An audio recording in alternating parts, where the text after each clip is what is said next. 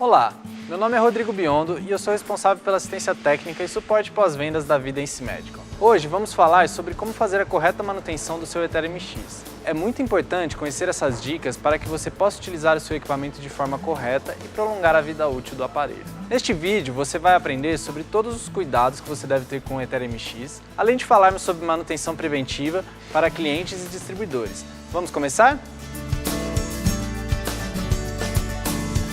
Com o equipamento totalmente desligado, incluindo o seu cabo de energia, conecte o engate rápido no conector Vent.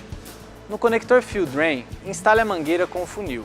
Mantenha o funil em uma altura acima do reservatório de água. Entorne a água deionizada pelo funil, enchendo o reservatório até o nível máximo. Retire o conector do respirador e em seguida desconecte a mangueira com o funil. Então é isso, espero que você tenha entendido todos os procedimentos e caso ainda tenha alguma dúvida, entre em contato com a gente.